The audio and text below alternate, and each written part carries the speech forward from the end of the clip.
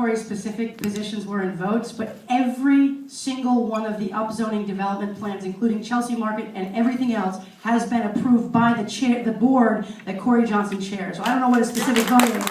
Every single one of the upzoning plans have been approved.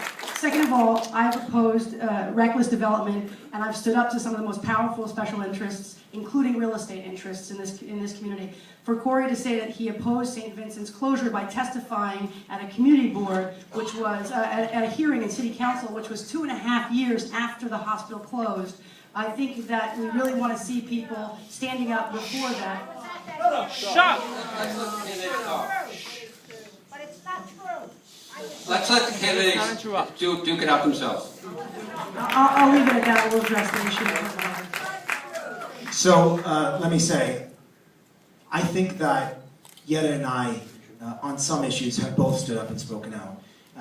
I publicly stood up and opposed the Chelsea Market expansion. It was a big deal in this community. There were dozens of meetings for 2 years. If you want to criticize me for what you believe was inadequacy around St. Vincent's, you weren't there on Chelsea Market.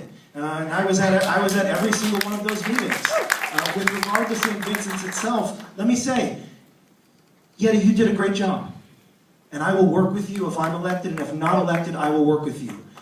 But I was at Our Lady of Pompeii Church when there were community meetings. I was at the Fulton Center Auditorium when there were community meetings. I wasn't up front leading it, you were. And you did great work. But I think to try to hurtfully say, a lot of people did a lot of work. A lot of people pitched in. A lot of people worked hard. And I think we should stop blaming people and not doing enough. That's not the way for us to move forward. We'll have one more round. One more round on this. I think that, first of all, I've routinely acknowledged the work that everyone has done.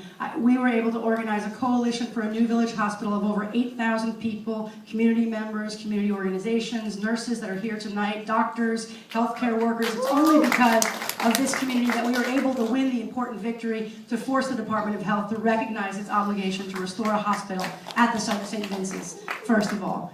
Second of all, I think the concern is that, Corey, you put out, and I'm glad that you're acknowledging what you said tonight, because I think the concern from people in the community is that you put out an official campaign mailer that said that you were taking leadership and, in fact, rallying the community against the closure of St. Vincent's. Now then, I am not faulting you for doing or not doing whatever you did, but I think the other issue here is that we need representatives who are going to be honest and open and transparent. I have been. Okay, I have been throughout this campaign.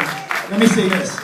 1199, the Healthcare Workers Union, which represented, I believe, over 2,000 people that worked at St. Vincent's Hospital, have endorsed my campaign. And I think they have a great interest in the future of St. Vincent's. I want to talk about the future.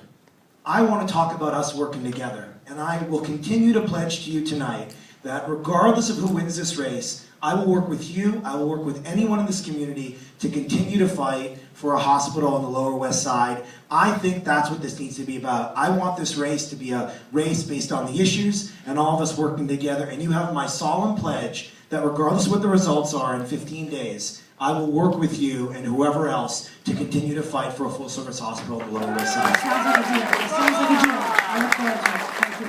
I want to do a